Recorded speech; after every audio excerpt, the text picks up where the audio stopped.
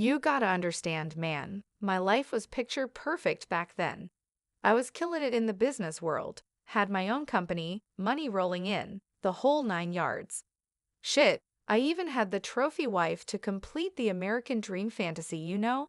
Sarah was a total smoke show, and we had two adorable kids together. Felt like I had it all figured out, like I was living the high life that every guy dreams about. But I'm getting ahead of myself here. Let me paint the picture for you. I'm talking big shot CEO of a prestigious marketing firm in downtown Chicago. Tailored suits, corner office with a view, fancy company car, the works. Came from a working class background, but I busted my ass to get to the top. Had this innate talent for selling, for convincing people that what I was peddling was exactly what they needed. Built my company up from nothing to be a major player. I was the epitome of success, a true self-made man living large without a care in the world. At least, that's what I thought back then. As I mentioned, Sarah was a total knockout. The kind of bombshell beauty that turned every guy's head when she walked into a room. Tall, blonde, legs for days, with a body that just wouldn't quit. I still remember the first time I laid eyes on her at this upscale cocktail bar downtown. She was working as a model at the time, and I was just a young hustler trying to make a name for myself. I laid down my cheesiest pickup lines, and to my surprise, she actually fell for my cocky charm. We hit it off instantly, and before I knew it, we were inseparable. For years, Sarah was my rock. She stood by me when I was just a struggler chasing my dreams. Supported me through the long hours and sacrifices I made to get the business off the ground. Once I made it big, she embraced the glamorous wife role like a pro, throwing lavish parties, looking flawless on my arm at events, playing the perfect suburban mom during the days. I was fucking obsessed with her. She could have had any rich prick she wanted, but she chose me. I really thought we had something special, that unwavering kind of love you only read about in storybooks. Man, was I one delusional bastard. Of course, once Sarah and I had made it, the next step was popping out a couple of rugrats to complete our picture-perfect family. First came little Timmy, this squirmy, bald little dude who I swear looked more like a hairless rat than a baby when he was born. But damn if I didn't fall head over heels for that kid from the second I laid eyes on him. Having a son was the proudest moment of my life up until that point. A few years later, Sarah got pregnant again, and we had ourselves a daughter, Madison. This little princess came out with a full head of blonde curls, looking like a straight-up cherub. I'll admit, she had me tightly wrapped around her tiny finger from day one. Watching her grow up to be a daddy's girl made my heart just melt every single time. Between Tim and Maddie, I was living the ultimate suburban dad fantasy, going to their sports games, playing dress-up with my princess, teaching my son how to throw a baseball. Never minded leaving the office to make it home for bedtime stories and kissing their little foreheads goodnight. Those two monsters were my entire world. Now let's talk about Ryan Davis, the snake in the grass who ended up betraying me in the worst possible way. Ryan had been my right-hand man at the company for years. We went way back to our frat days in college. This dude was like a brother to me, or so I thought. Slick talker, good looks, the kind of guy who could charm the pants off anyone if he wanted. I'll give him that. When I was busting my ass building the business from the ground up, Ryan was by my side every step of the way. Late nights pounding the pavement for new clients, cracking jokes over beers to decompress after high-stress pitches. That was our ritual. I entrusted him with major accounts, gave him a fat salary and bonus package. Shit, the idiot was even the godfather to my kids, if you can believe that. I let him get that friggin' close to my family. In hindsight, I basically served my own wife up to him on a silver platter by letting our relationship become that tight. God, I was so naive back then. You know how it is, everything seems hunky-dory on the surface, but little things start nagging at you over time. Like Sarah always being too tired whenever I tried to get intimate. or her working late more often than usual at her bullshit job as a personal shopper. Excuses about long client meetings or team dinners that never quite added up. I didn't think much of it at first, but eventually the signs of something being off just kept piling up. Then there was the shadiness with her phone and email. Keeping her devices on lockdown, quickly closing apps whenever I walked by, getting all defensive anytime I asked about who she was texting or messaging. I'm not a controlling prick, but come on, that shady behavior raises all kinds of red flags for any sane person. So I start doing a little digging of my own. Bingo, I pull the phone records, and it's just a constant stream of calls and texts between her and Ryan's number. At all hours too, early mornings, late nights, you name it. Then I get the bright idea to hire this slick PI to follow her hot ass around for a few weeks. Let's just say the evidence he brought back was eye-opening, to say the least. Caught them fully in the act, getting their freak on at some gross pay-by-the-hour motel. Man, I practically threw up when I saw those pictures. As if walking in on your wife getting railed by your supposed best friend wasn't a gut punch enough. That was just the tip of the fucking iceberg. See, turns out Ryan wasn't just plowing my wife behind my back. The sick bastard had knocked her up too. A DNA test confirmed without a doubt that both Timmy and Maddie, the two kids I had loved like nothing else in this world, weren't even mine biologically. I still remember the exact moment when the doctor handed me those test results. It was like someone pulled the goddamn rug out from underneath me. My whole reality just shattered into a million pieces right then and there. Those perfect memories I had of Sarah being pregnant, of holding my babies right after they were born, it was all based on a lie. The cruel, fucked up lie. The rage, the devastation, the mind-numbing sense of betrayal, it just consumed me whole, man. I felt like I was trapped in some kind of waking nightmare that I couldn't escape from. The woman I thought I knew better than anyone had been playing me for a damn fool for years. And my best friend, my brother from another mother, was in on the whole charade too. Talk about a 1-2 punch straight to the nads. I didn't know which way was up for the longest time after that. Once the initial shock wore off, this white-hot rage just consumed me from the inside out. I knew I had to make those cheating snakes pay for what they did to me and my family. I wasn't just going to roll over and let them destroy everything I'd worked so hard for. This was full-on warfare as far as I was concerned. First order of business was gathering as much evidence as I could to nail their lying asses to the wall. I hired this badass private eye to put Sarah under 24/7 surveillance again, tracking her every move.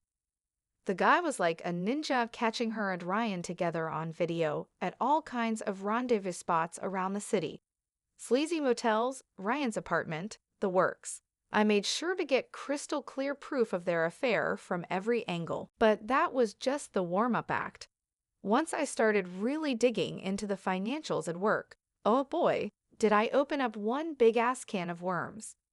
Turns out, while Ryan and I were working our asses off to build the company, the bastard had been steadily funneling money into offshore accounts for years.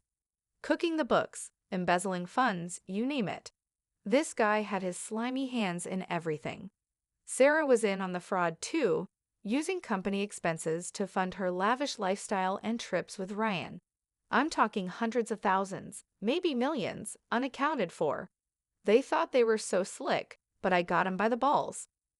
With all the incriminating shit I had gathered on those two lying scumbags, the next move was obvious. Hire myself one badass divorce attorney to go for the jugular. I didn't want some limp-wristed legal handholder, nah. I needed a straight-up assassin who would burn their world to the ground. That's when I found this bulldog of a lawyer named Samantha.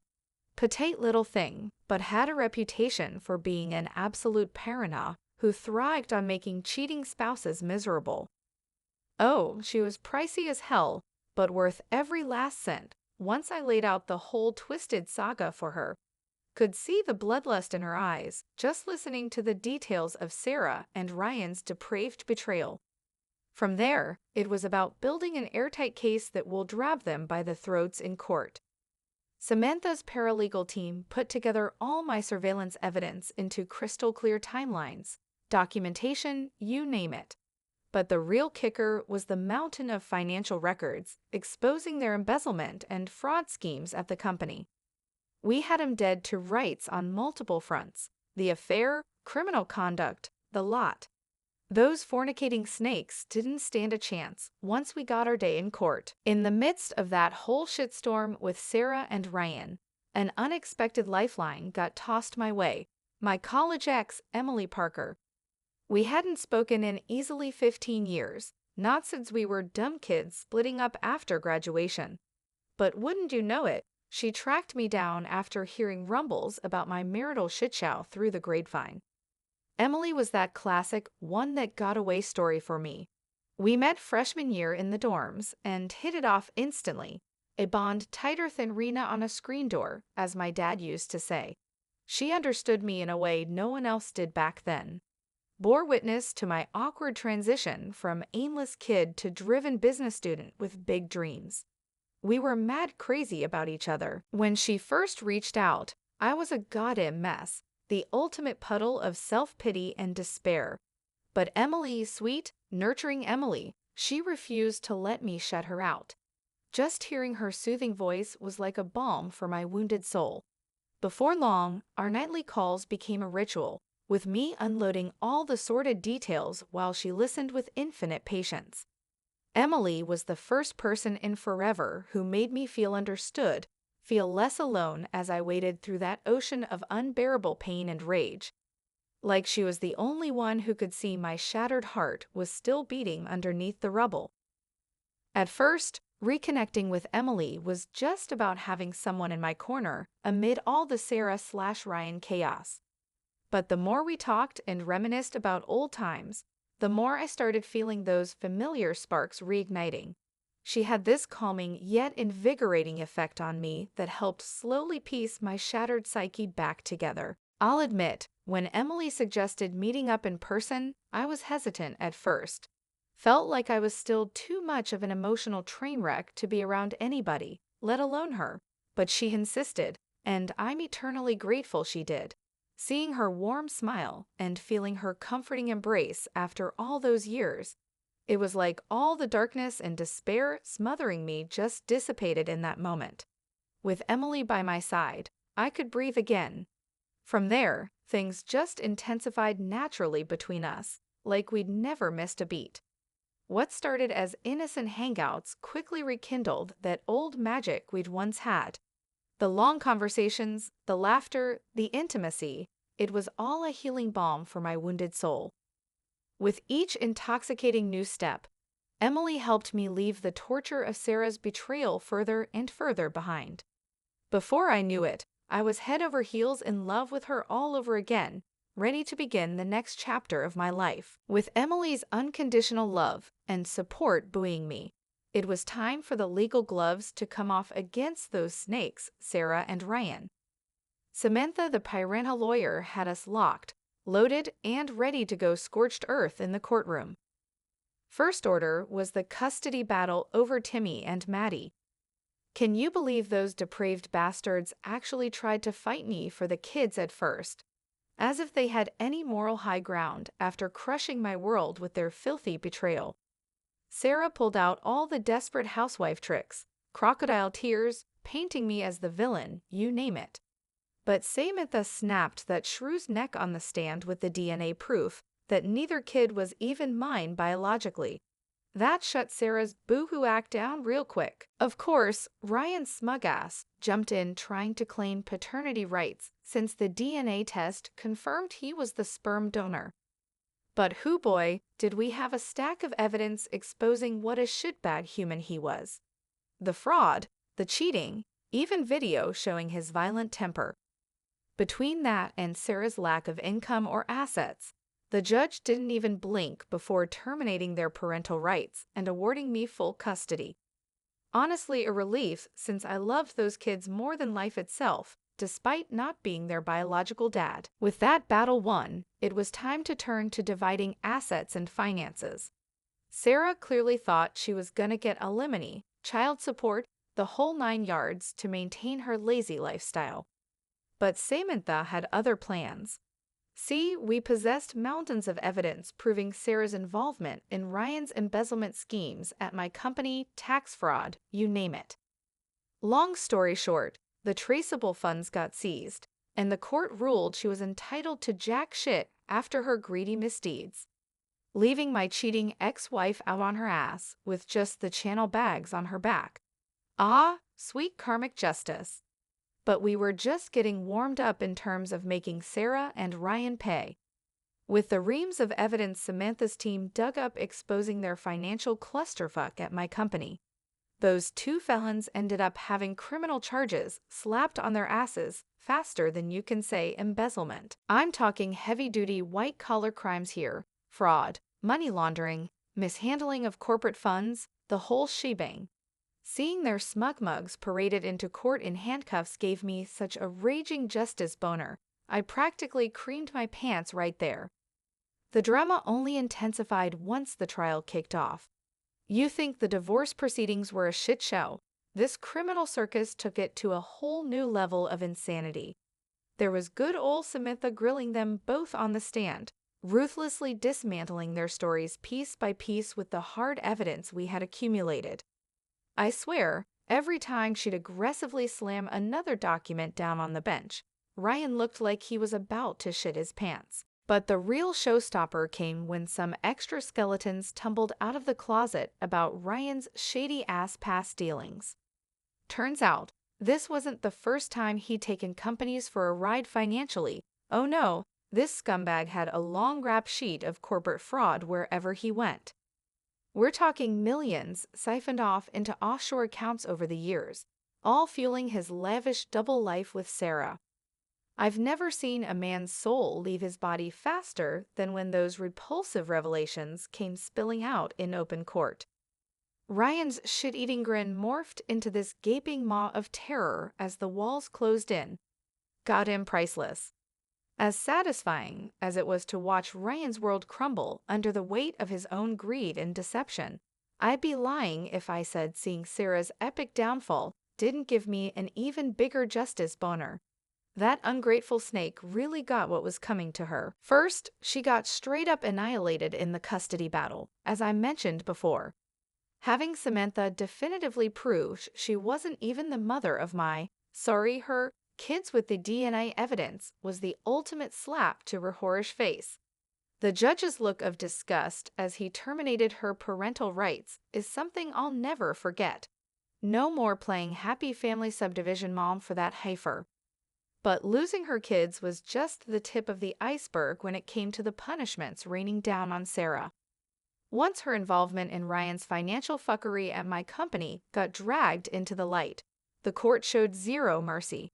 I'm talking ginormous fines, every last asset seized, properties and possessions auctioned off to pay damages, the whole 9 yards. I'll never forget the look of sheer terror that washed over Ryan's face when the forewoman read off that litany of convictions. Fraud, embezzlement, tax evasion, money laundering. He was roundly screwed 6 ways to Sunday on every single count. The smug prick's trademark grin had been permanently wiped off as the realization that he was crawling towards prison dawned on him. The judge, this ultra no-bullshit hardass, didn't go easy either when it came to sentencing. Even with Ryan's smarmy lawyers pleading for leniency, the badger-faced old bastard didn't blink before throwing the book at him.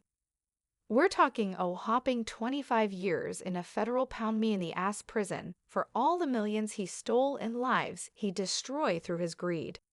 Just thinking about Ryan getting passed around as a prison wife for the next couple decades gives me a raging justice boner all over again. When the deputies finally let his pale, sniveling ass out of the courtroom in shackles, I couldn't resist one final parting shot.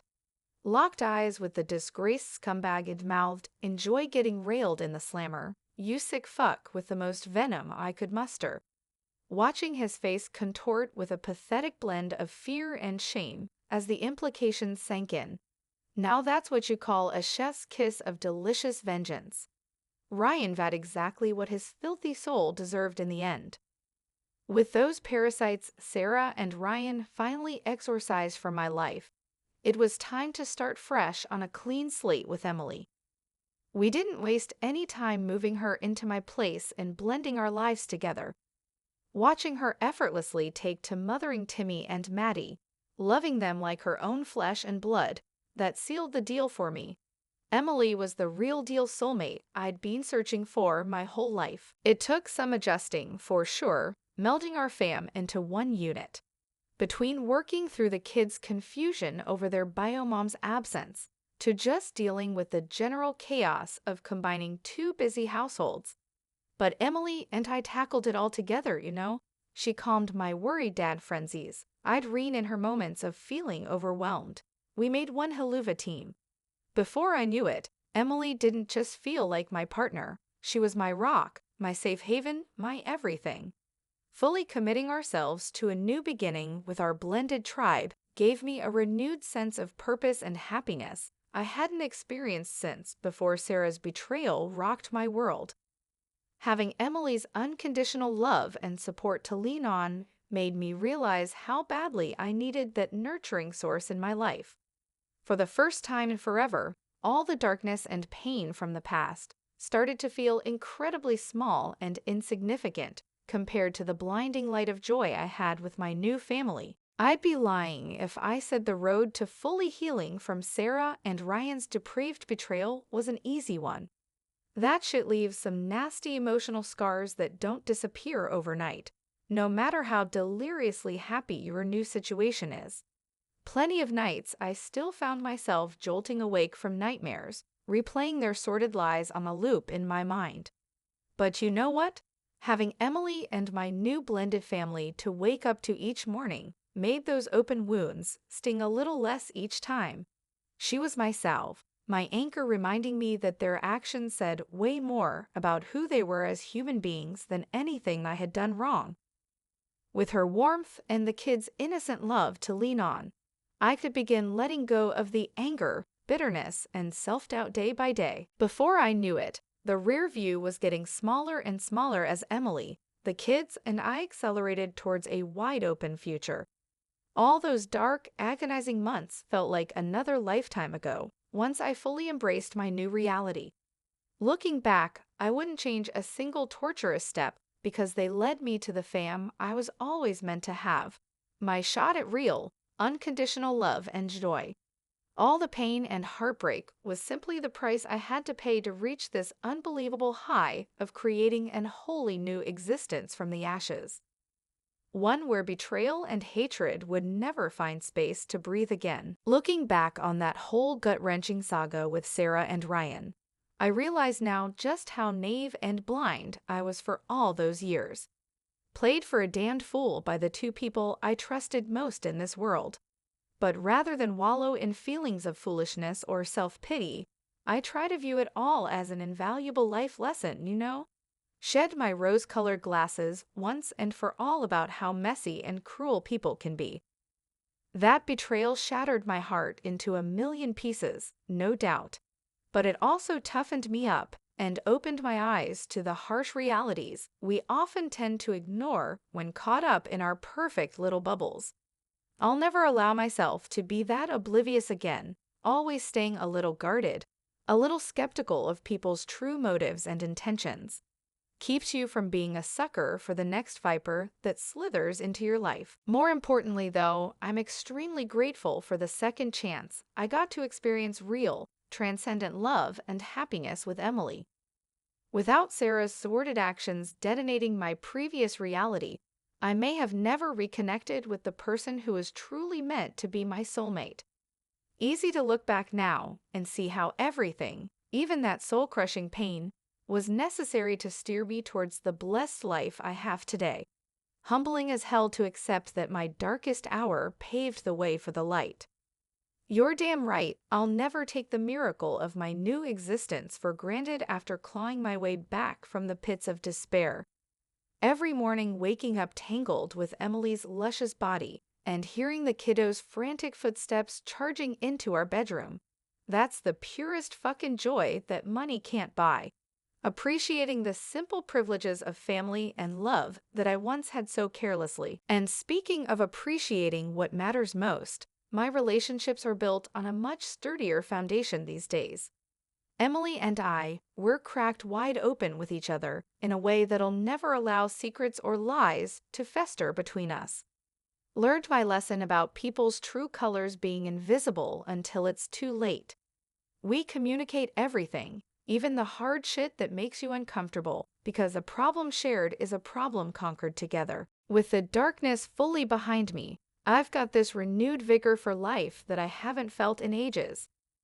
Pursuing new business ventures with ethical partners, making meaningful memories with my children, treating Emily like the revered goddess she is every single day. All this bullshit with Sarah and Ryan, as agonizing as it was, became the catalyst for me to refocus on what's genuinely important before it's too late. I'm living with a sense of purpose, treasuring the precarious present rather than taking it for granted, sucking every last drop of sweet nectar from this wildly unexpected second chance at real happiness.